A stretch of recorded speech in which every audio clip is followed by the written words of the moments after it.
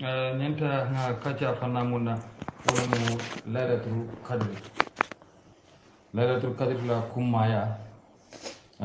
ñanta la ngo ko ñum fana baldu mo jama bije ñantibe e man laylatul kadri la kummaya e malon baldu mo fana naman ko mullo ata mutala asobeti woto kamala laftale bi ngo fana kaca barfa mo keta bar ngalon ko maringa tama wato la bi dum bi fanan tenew ferentin nada ka badir fanan konto dia manken to lo ngalon kon ka fo nyamin to mulbe siri be lamoy kanna wala fanan hakkilo warta del famati oto kamala cheikh yakuba woni malik sana bi fanan nada tenew mo jama kan nyinin ka barni watin be mbi kal moyi ko bi dum fanan mantarin sawoni dino lo ɗum tarjanto ka ñokkonto di a dino ma fanna bar reɗo ɗum ka tama watolla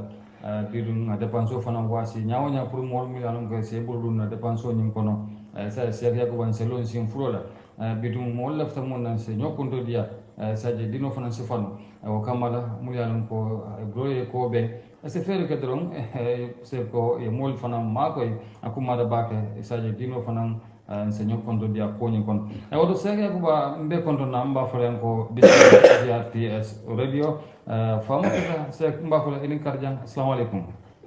wa alaikum assalam wa rahmatullahi wa barakatuh alhamdulillah rabbil alamin alhamdulillahi alladhi hamida nafsahu qabla an yahmidahu alhamidun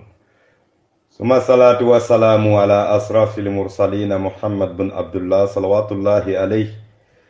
وعلى آله وأصحابه ومن تبعه بإحسانه إلى يوم الدين nga ala jayi ka tentu man somen afanga folole sawata ka fanjayi ka fantentu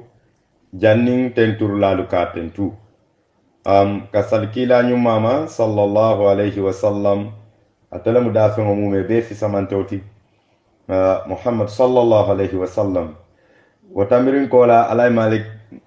me kontoro murundele kam ba falay ko wa alaykum assalam wa rahmatullahi wa barakatuh nga banko alfa ngebe konton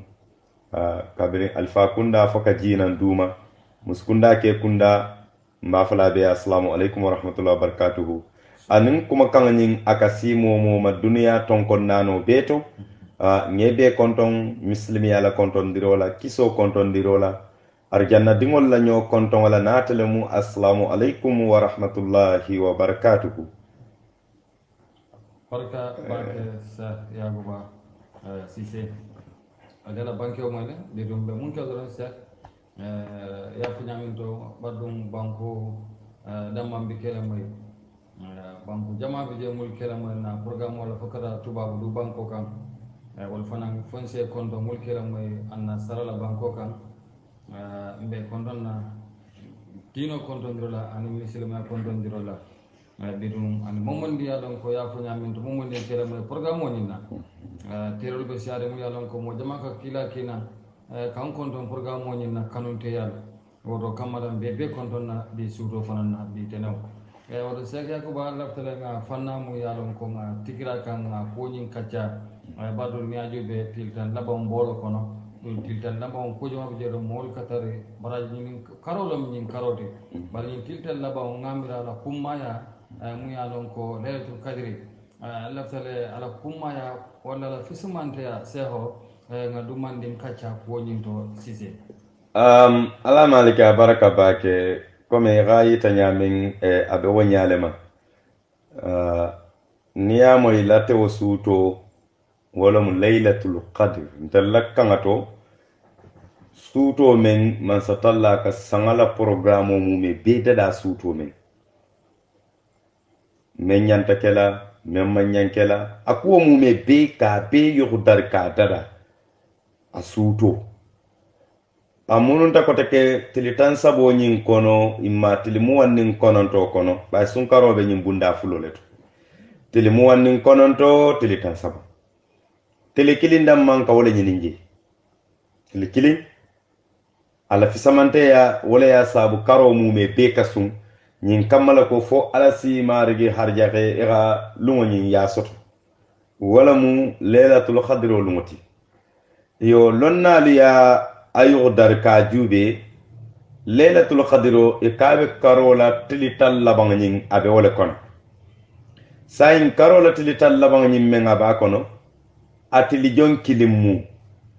jele natana dibi yaje fengo min ngalon ko ala tineo sembo warata bake a fen jamabe je masatalla ka anundile ka filin nyin kamaluma ya sabula fa mogol sa nyini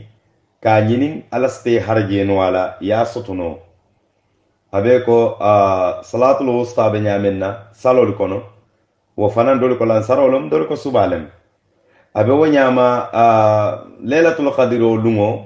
sunkaro la nyintili tan sabo kono imma tilimu wanin kononto nyin kono kila nyuma aga bange sallallahu alaihi wasallam ako alisa nyinin tilital labang kono tilital labang nyin kono sai lonnal natana kacca bake lailatul qadr wala sai wotilital labang nyin kono lunjon kiling mo simen kere kere no kaje ko osko ya mira wala ta lailatul qadr oti bang lonnal nata kacca jele bake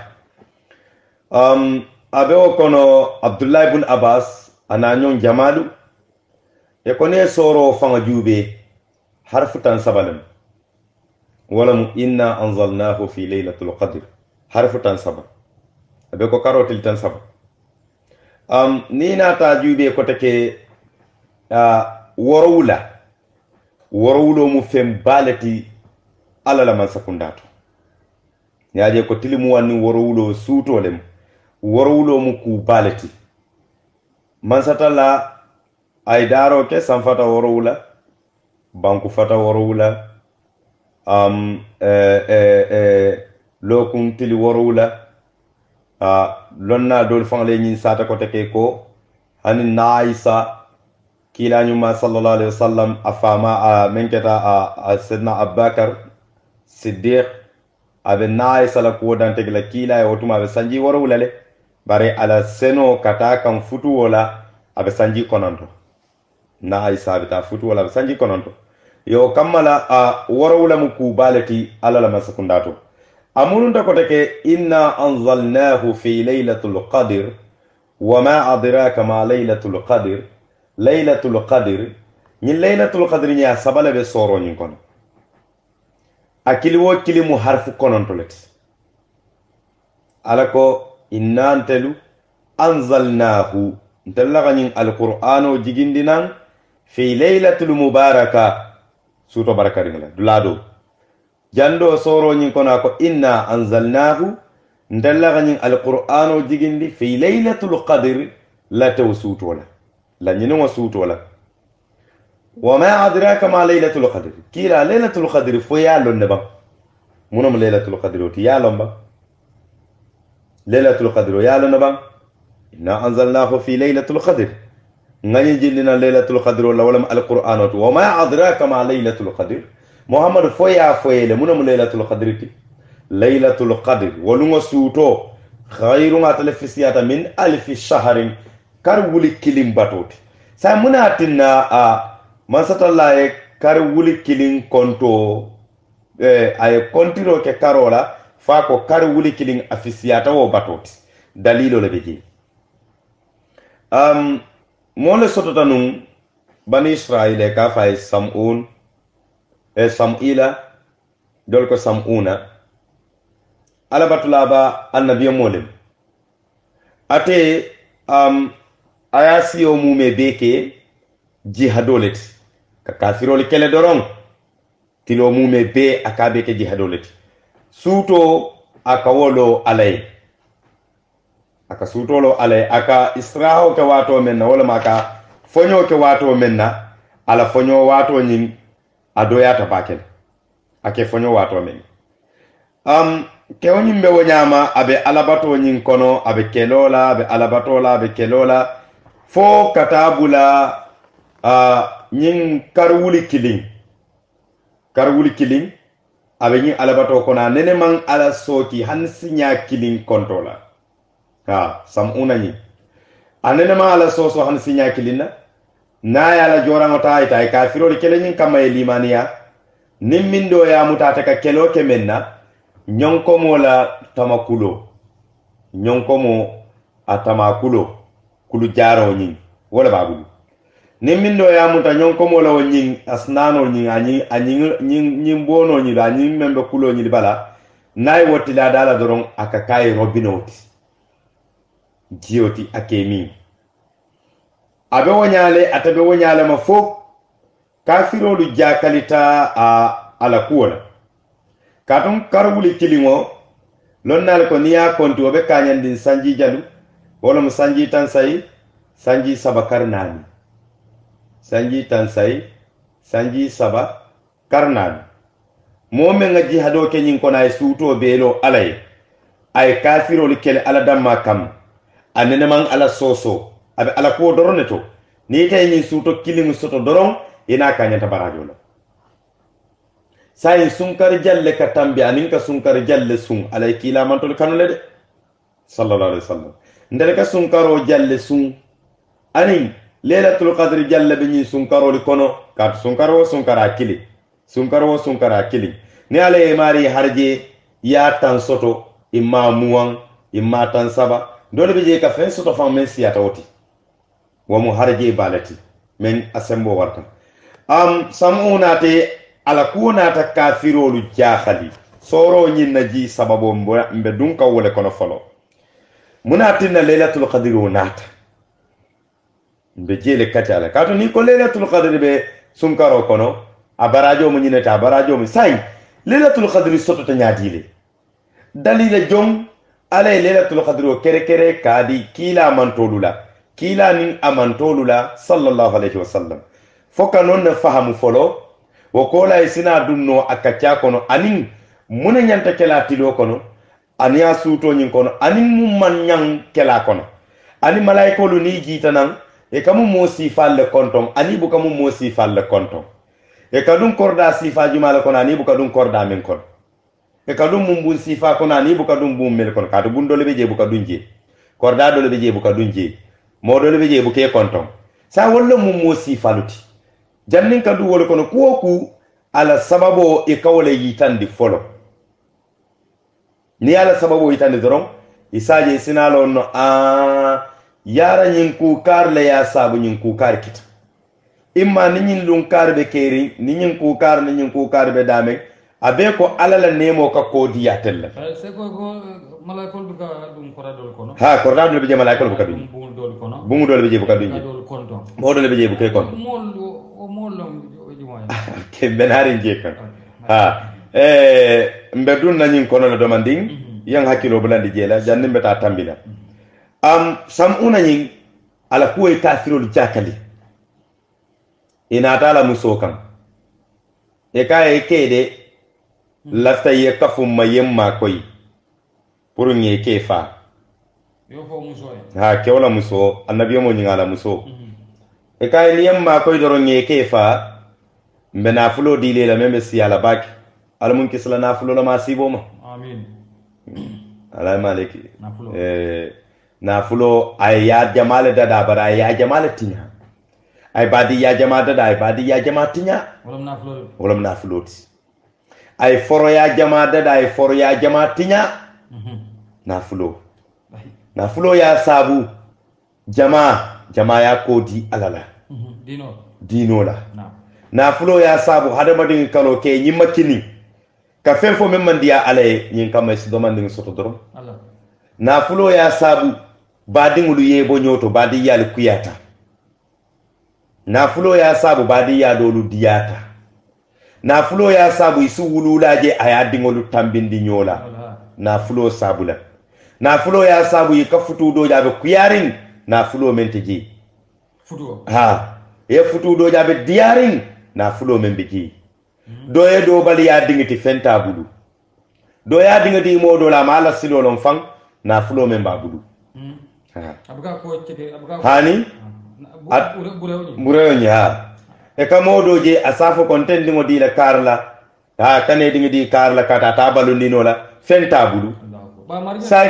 ha sai fentabulu foy be dinga futundi kan fengale la bang fondum e ba futundi kan ala faraidillahi wa sunnatu rasulihi sallallahu alaihi wasallam ala la farlo kila la sunno ite be dinga futundi kan wala kamba fo feng c'est ko mbar na do wandi mi do mandi mi ha sai ite be dinga futundi kan wala kambang na fulo la masibo mfelen dunta kono nsi jalla moy bakede yemira futuwo be nyamen kena la muso be nyamen ka fo ki muso ye ko ma koy ngeke fa nsi na fulo dila na fulo muso ye duma jube ay santo jube akoy bari ntala nyinke annabi molet ada sembo warta de osko ntala musu ya fero kono ntabe nyim fano la nyaadi ntaba tel ma koy no la nyaadi e kafiro li kay ko be julo dile la julo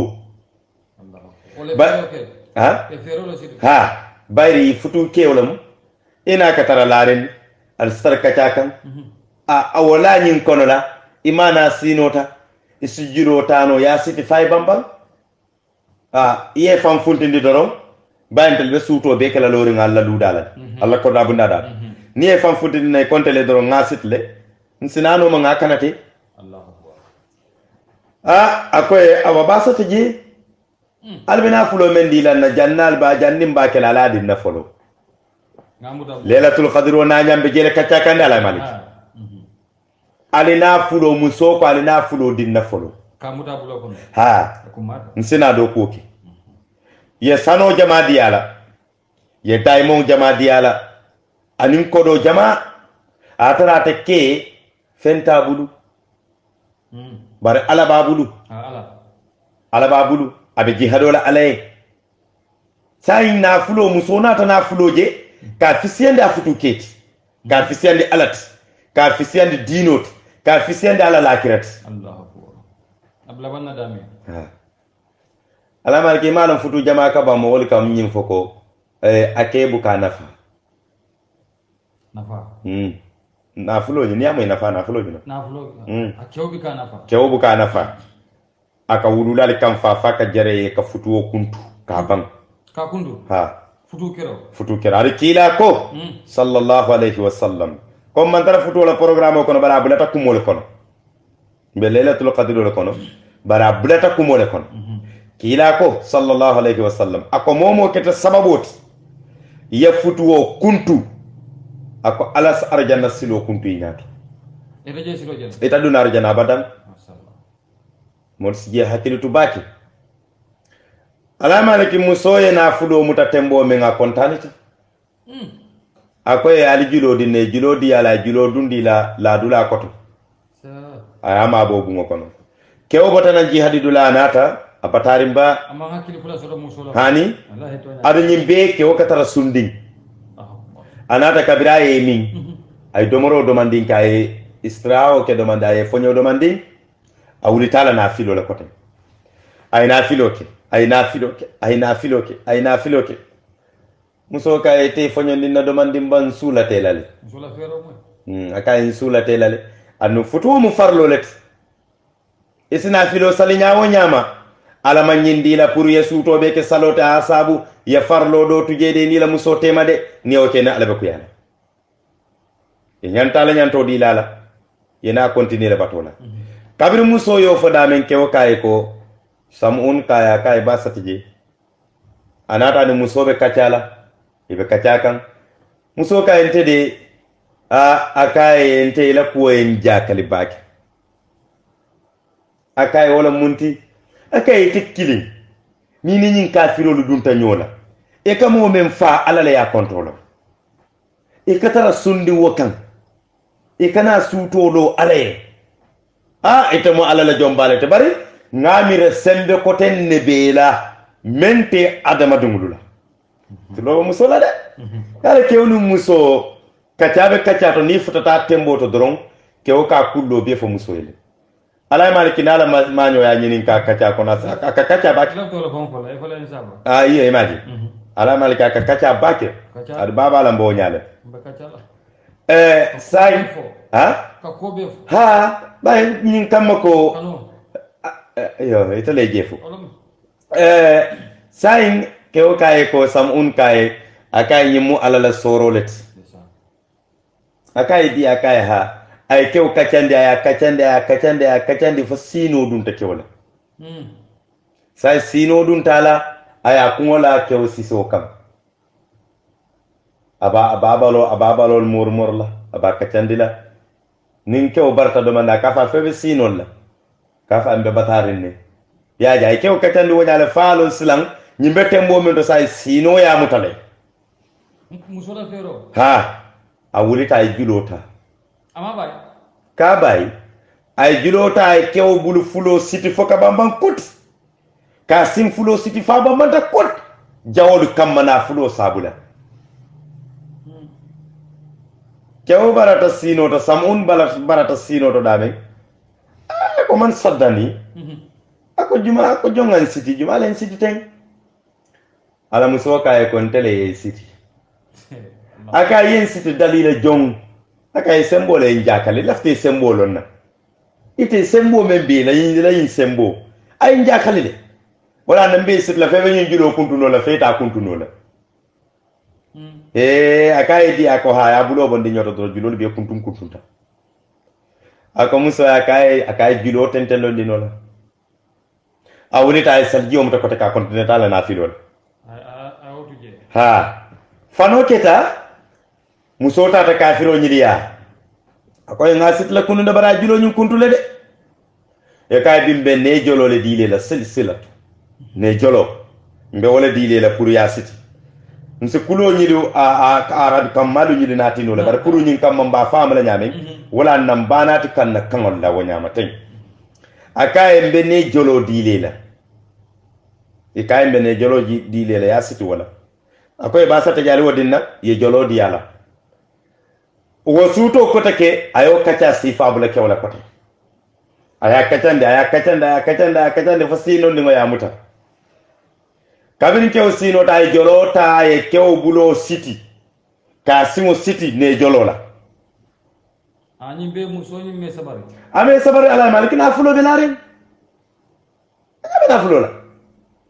al muntisla na fulo la ma sibol amin innama amwalukum wa auladukum fitna ala ko alla na fulolu ali dingolu jarabole mali de ala al hakilo tuiku ye fitna julu kuntu baloje dula do fanan ding problemo kanat na fulu problemo na dunte ni mote ma hanale bota ba killing fa killing ala bukana la nyola kotay fere ala ko ala al hakilo tuwaku de fe sabalam kilindo ala yiji accodi ama tofu ay fulale tofu kilindo ayo codi la ma tofu innama amwalukum alla na fululu wa auladukum anali dingolu dingo kabo min tole muso fitna jarabole malala hakilo tuwaku fitnatun jarabole muso na fulo dingo ni manta hakilo la na problemo dunta family kono korda kono ini mo tema alka sale bankoy dungal betulo kono alman la nyoro kotay duniya nyin kono hani lakira fojanne alabe kiti nyin kelal tema e senea atale bu kala no nyola alamal kabrin kew barata samun barata akala musoy ko teke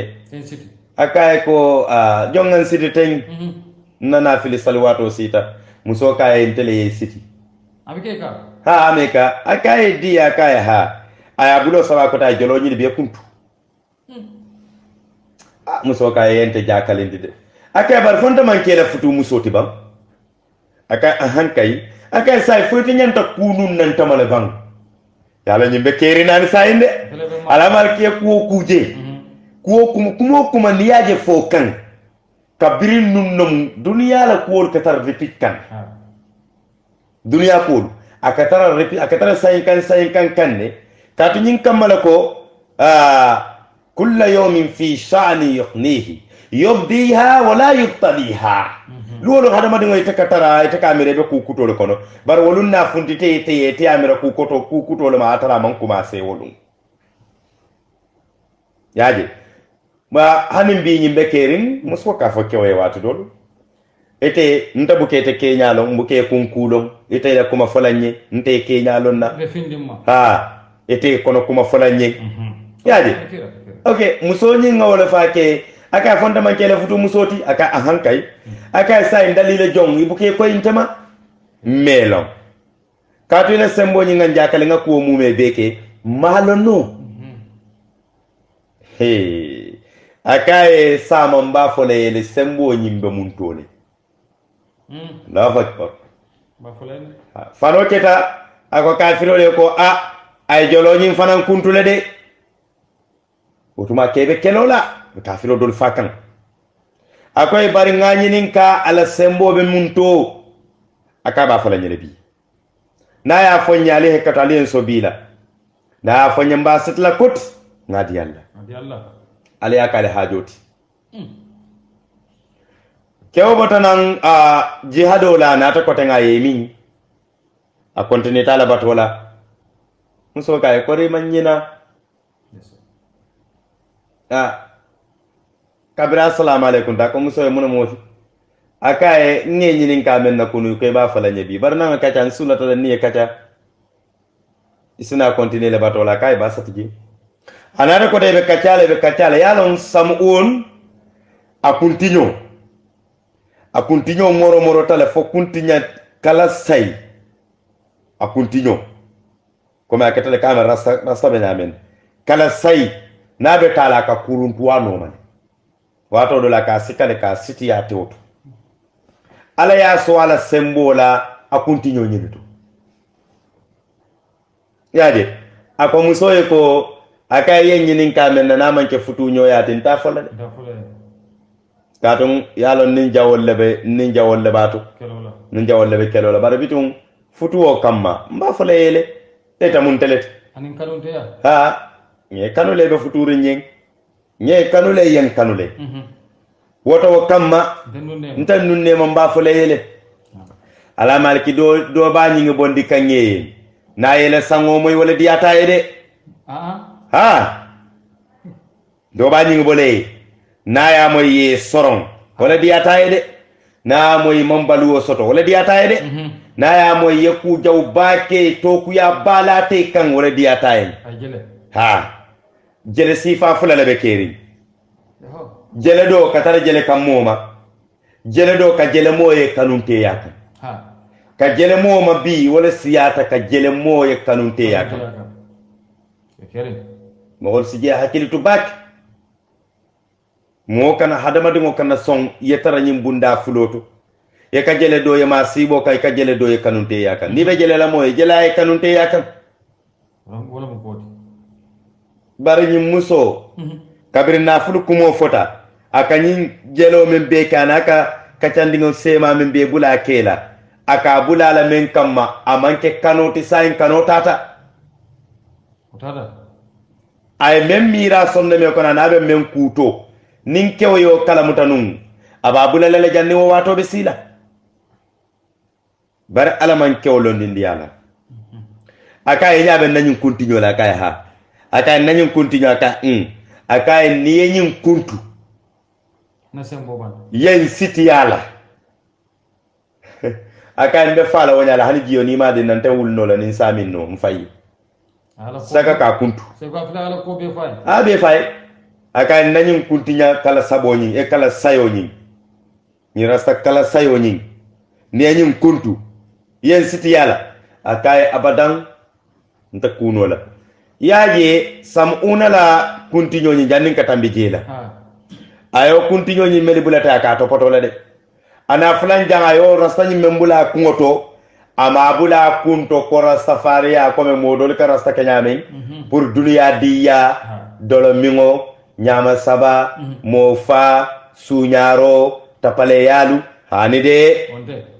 jannin do ba fala ko yara mo soto tala ala la jon kendol kono menga rasta bula oto ya rasta data le nak amanke woti ani de porun si je fahamu ita tunkum kilin kunna de muso kay ko saye ko imadiata nye taba qalbi kurama fanjilandi ko tak imaja kamen fa kay taba qalbi kay sewata akay la tala sayin ka fa yare yin kanude ayake o kacandi kote aya kacandi fasino ya muta ayo alo kunti nyonyi ta ay kuntu aya bulu fulo siti fa bambanta aya sin fulo siti fa bambanta aya bula folo kew barta ako musoye ko akaye jumane siti tayni tele siti temba akaye ha kan be sembo nyine jube ka sembe jube tayinti ko kadu nganna sembo dula ngafo yele yen siti wala la tay ha akaye ko mbetembo men to ten sai tay ni man firinta wulinola akaye firin nga wuli nga alabatu akaye bari yen sembo talabaki nka kelo ke men na janna kuntu ten sembo men be nani sembo men be lan kanyanta akaye kuntinyo akaye firin muso sapita kono ka wono ta ko kono dimingo bala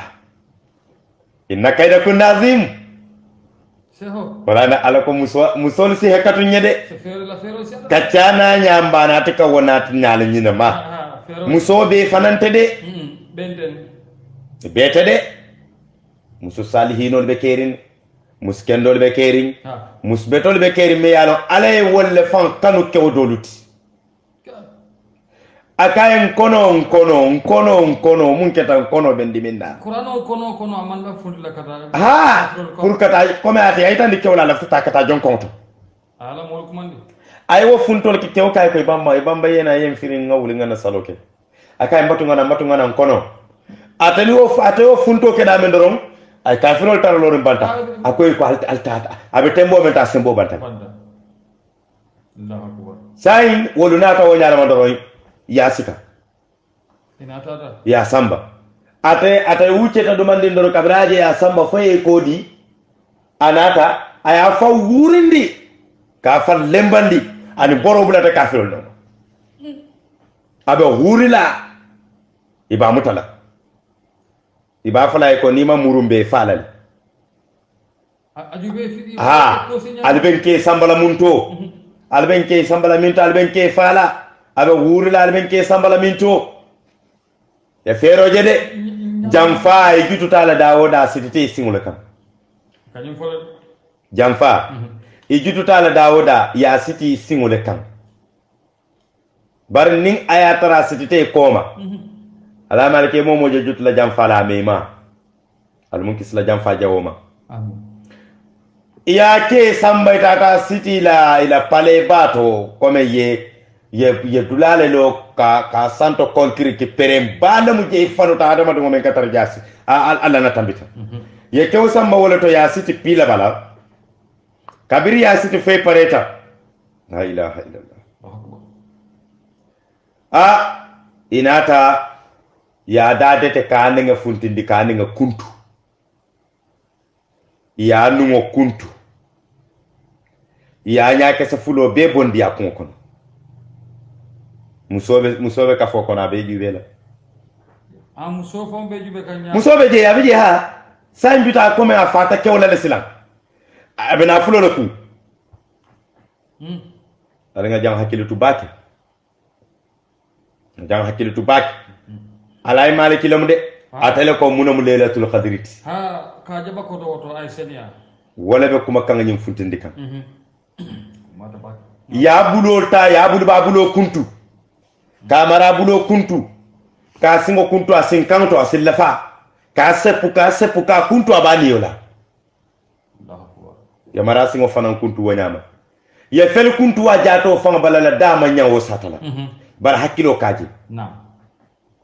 wallahi je man satalla natana wahayo kiyakan sanna jibril nata kan alayhi salatu wassalam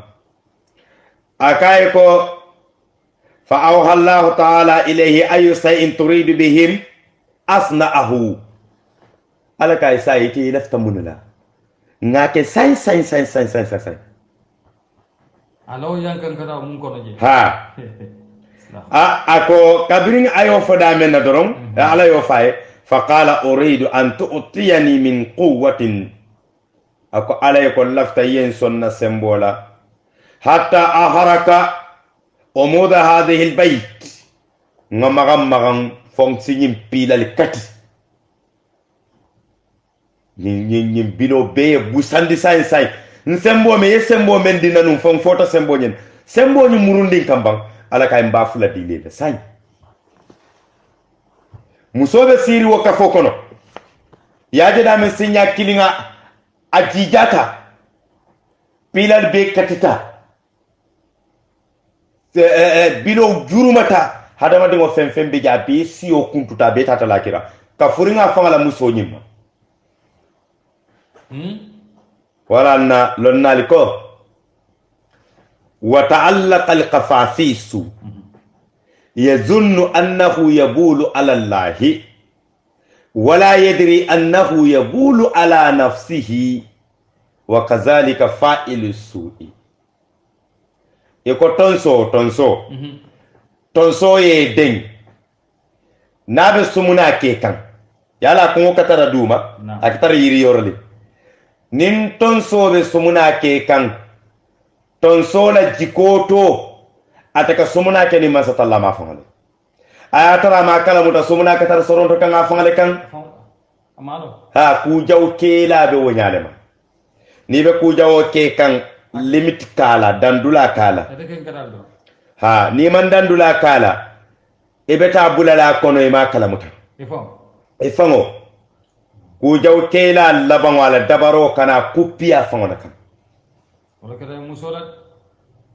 wala kada musola muso fataje ani nafulote ana kete ani kafirol mel be fatanyola ala yani be busa busa kilimula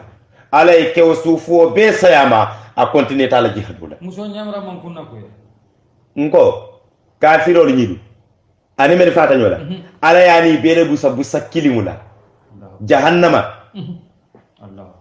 atala futuwo annabiyo moya ketay kensen abe ko wa'ilatu la futuwo annabillahi luti anyayelo keta jahannamat Allah kabiri yinke jibril be kacca kan kila tende sallallahu alaihi wasallam senna jibril nata nyum kumo kenya kacca kila ni kila be kacca kan comme mbafo kan tan nyame jibril kacca ta kila tende ka kuma kan nyi sata kila nyi sata nyala kabirin jibril yenyin kuma kangali fo ako kila andi nya bala samuna nyin akay tembo menna ya siti fartau uznahu yatulo kuntu wa aynayhu ananya wa safatayhi wa aynayhi ananya wa safatayhi anada turfulolu wa lisanihi ananengo wa yadayhi anabulo wa rizlihi ana singolu ko be ngafa nyamenna yawlu mume be kuntule anin kata futa din kirato me yalon amanyi nya ninne musa sata nyin kama kawo din kira nyin kawo koyindi kabri sanna jibril nyin fo kila sallallahu alaihi wasallam fa baka ashab an-nabi sallallahu alaihi wasallam kila la saibul wurita e kumbota kumbonya la me ala sembo warta bake kabiri saibol kumbota sahabol la kumbo dalilo keta menti bayri nyin siyo ay membalu ala nyin ala halo nyin mume be kono wala tata kanya karwuri killing on niya konti akanyenta sanji tan sai sanji saba karnani annun kila ko sallallahu alaihi wasallam umuru ummati ma bayna 60 wa 70 ako mantolu siyo kabo sanji taworo kata sanji taworo wula nimmen jidi taw kan ako mu alala harje wulati ala malik taworo kata taworo wula kan nim ako nimmen tambi tawla wo mu alala kerkerol te alala sorolati ni tata fay taworo wulo bang yetan saydomo tan kononto alon slebe harje bale domo kan men ala ye kere le kawo harje utida bar kila manto sallallahu alaihi wasallam aka manto lu siyo sanji taworo kata taworo la kay ma jata fang abata taworo janna ka futa taworo la beleta wala mu sanji taworo anin saba kila yole balu abeleta senna abakari sanji taworo anin saba ayole balu abeleta senna umar sanji taworo anin fula ayole balu abeleta sanji kilinda maya dasa kila la sanji kontola yaji yoto kabo taworo kata taworo la sai nite marigi wato meni itata sanji taworo domo woto nin ayatara nun itamu kuto tiñalale ti sate ko na bula saya bene kan lu wodu ma watolu ni itamu badin kuntulale ti abula ni mu mo jawore ti abula ni mu dabar lalati abula ni mu kujago ke lalati abula ni tale ya sabu qabilo man kamben abula ni tale ka sabu fokew ni musoli bu kanyo moy abula kujago harama ding tay dan tegeno la menna nin ala taymo la lakira ni bo silo la kanga bebul isalon sayala kila sina ikannole watu wati ha innal manuna hiya sabilun faman yaku lam yaltadhihi birahilihi faka ankadi saya muslalati silo me alon ko amisalo be ko daliyati yoko aka misalo be ko le sinsar julo sinsaro ye sinsaro lo e man sinsaro lo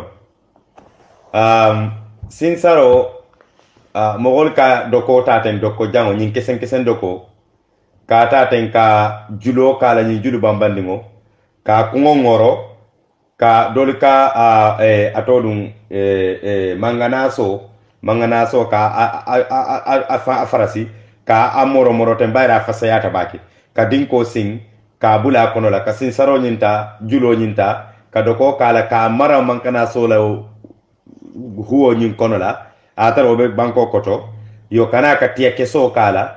ka dokondilla kan nyin kama ni wolo nata wala pura na yo tiya keso chokida mendro e kadi julo ya muta akangama isine satara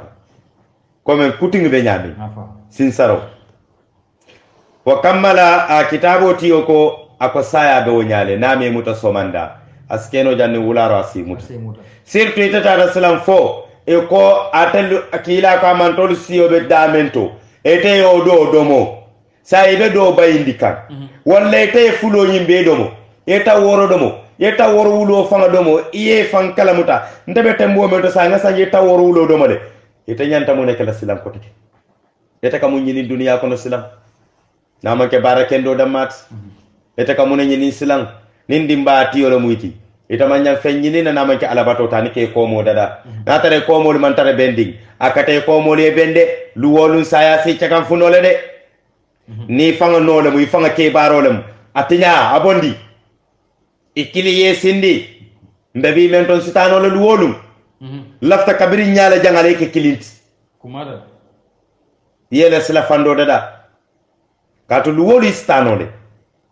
wa kammala sahabul kumbota e ko kila e sallallahu alaihi wasallam e kay niyajem kumbota kila ko el kamone kumbo e ko kila niyajem kumbota e kontali siyo be sanji taworo kata taworo wala kan nyindunga sanji tan sayni sabanin karnal le balu ntele be bara jon kala fonga nyinna barajo sifa soto kila ya salo jimi wala kila ya kongo jima ko kila mira barakendo nyinduma ya kan kila ya kanu amantolu fanan isimun barakeno fese samuna la barajo konto soto no nyamen mazatalla yi inna anzalnahu soro jillina ako inna anzalnahu fi laylatul qadr ako muhammadu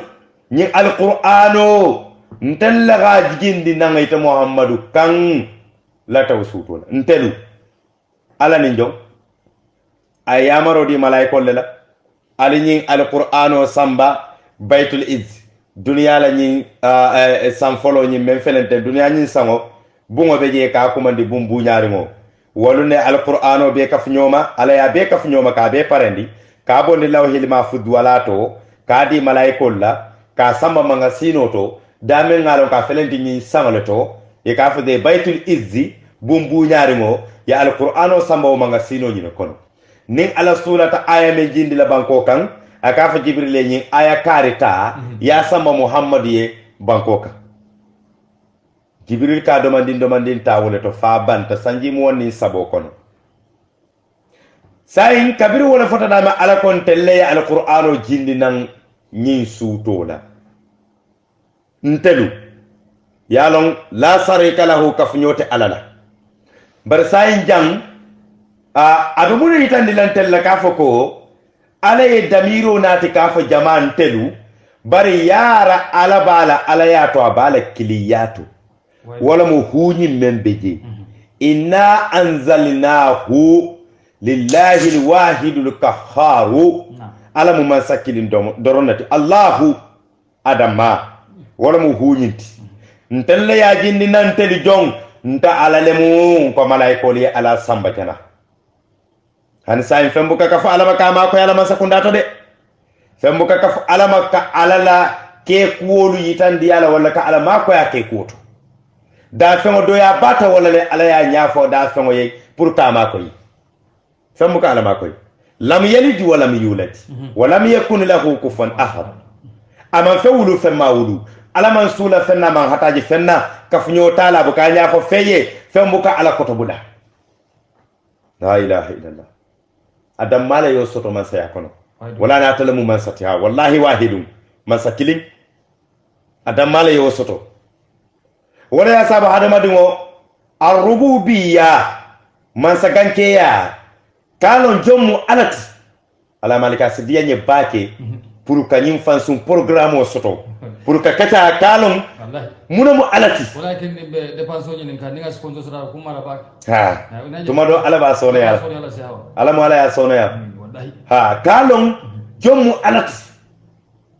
muslimu nyanta lon jommu alati be silana alala ha ni be ke ba edda kol be kuriyal ha wallahi ni ya alalon ya alalo ya alala ala ya long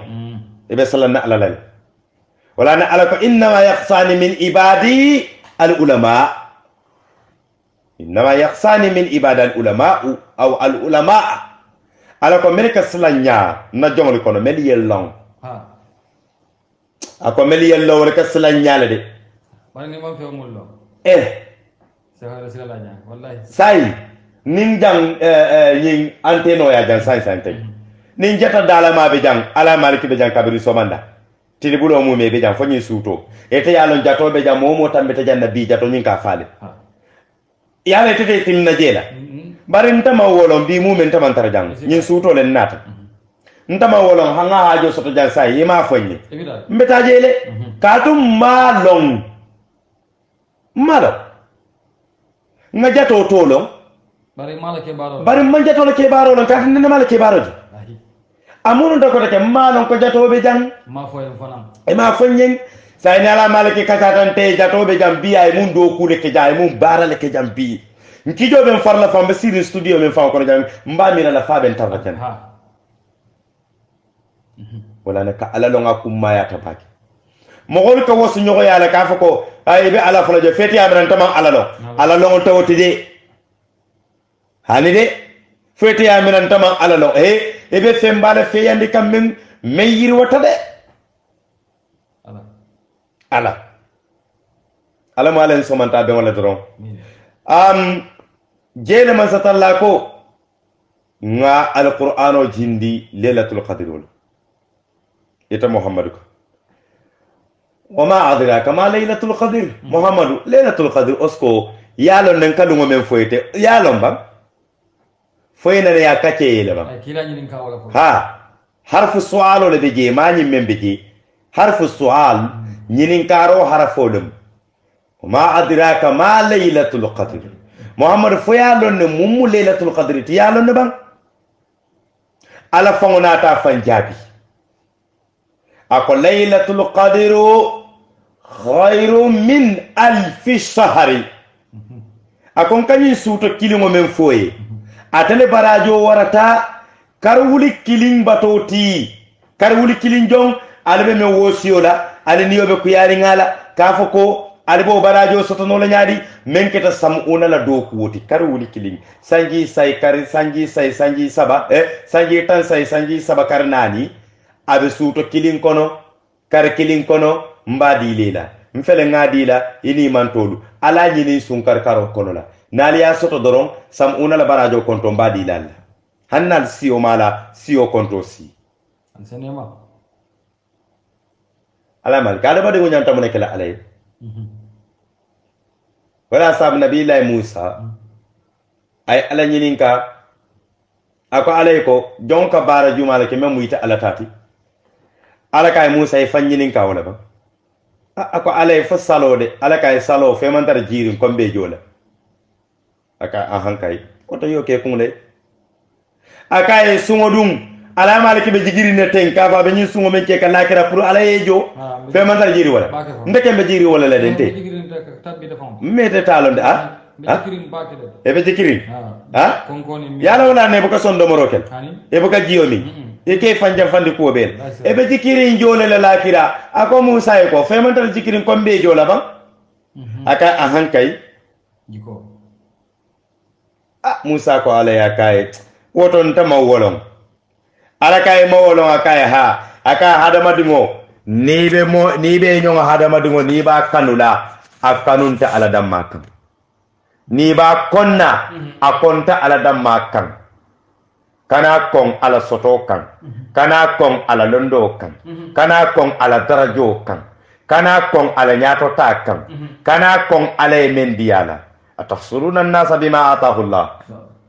farbe adama dingu konna fen kan ba ala mendila ala ko falbe wo kelale al kana wo kede e be ko ku ke kan doro ake ala damma kan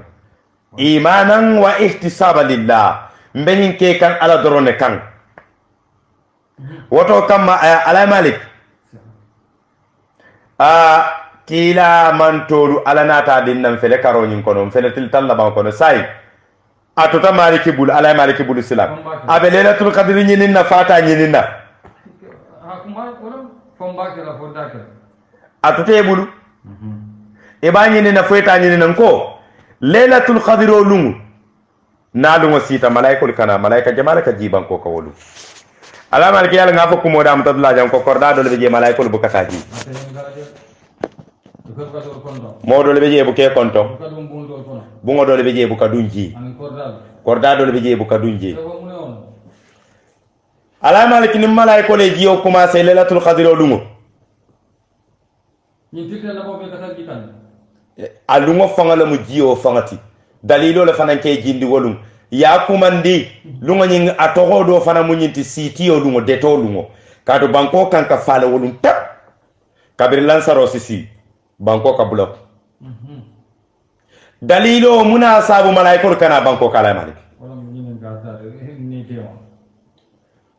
kule tambita ala ni malaikulu temanu malaikulu ko ala yele ko ete ala ibena kero kala nyim banko kabir ala ko ida men lafta be nyaton ko kala banko kan e ko ala ebena men kala banko nyin kan nyaton ko men kala banko kan nyil bena ben ñoo faani ñoo yele bonglete ala to sonna ke batu atad'al fiha man yufsidu fiha wa yufsiqu dimaa adama dingul te batu la ala wana hanu nusabbihu bihamdika wa nuqaddis lak adama dingul te batu lan talle be batu la ita kala de malaikol le ñu faale de e kay mal adama dul takele de e babe ben na ñoo yele bon le tan ñoo fani ñoo hasidiya fota kebi woto mom mahani na fang malaiko le ñu fa alay he ala kay inni alam ma la ta'lamun akoy mun ngamel lal malon dolu be wakelele dolu takele dolu be mbatulale nen laylatul qadr lu musita muslimul be kontanirin e ba lu musalbret kan ka salbret nyaadi ala batola musije hakilu tubaki hani nalumo sita alinka na beke garanda mu kacati nalumo sita dukare ma fo sukula lu kanake ma wo fode bari be men sukula akanake nyojayo sukuoti de ebe men sukula walum akanake kuma kanate me alon ko la mo fidala na fata men na kanela suto nyaaja beke wolumuti malaikol be tambin ne be jubera kana woke ay kama satallatot ni wuce kuntundin fanke wala abula yata salola ni ta sa alqur'ano la karanno ta alqur'ano karan ni ta wonola na talbe tahazzudo la kala suto la kala altale saloke ni musolam etitano jamanto ila bungo kono dunje saljiyo muta yelena filo di sali ya ala dani comme ni aje mbeje choko je makane demande pour ka tambe je la sene ni ale ni osiyama sal si fa nyaadi le nyanta kala mun kumal le nyanta fola lungo sene inshallah mbeduna wala bunda karola comme bimbe kacca kanne lailatul qadr wala na nyaadu ani lailatul qadr lungo kono programme meli ale kake ko meli kaka lungo kono be wolle don dinglu kacca kan alama aleki ko muna sabu malaiko rubuka dun dolla suwo kono buka doli konto mi dun dolla bu kono kila nyumma ko sallallahu alaihi wasallam ako walu ngoni malaiko jita banko kan ifimo be konton fomo saba e buka woli konton alama aleki wolungo dolo min na malaiko buka konton e buka bulo dibul momen ka dolo min saka a'udhu billah alayen kisi muslimo me yalon ko iba muslime fa muslime ko ete fanne soto e kata e kadolo sang kadolo ta ka min ko ete fanne soto ala maliki nyimu masiba jaw balati kele fulan jango hada madingo me yalon a tituta wulula sosola e do fanan konton na malaikol bu ko konto wolu sabanjango da kuntundo da lanfe iye da kuntu ino muslimo la albe kuyarin albe korda killing albe bun killing albe su killing al signil lon ni mo fula be da kuntu dun korda men kono wolu malaika to dunata la so kono hani malaika bu kadu korda kono da kuntundo be korda men kono ala malaki ni yakala muteya afoye dia ni man dia nyin sun karotel talaba e funti la korda kono noto malaika to dunali yade malaikol te dunnal yaade da kuntundo be korda men kono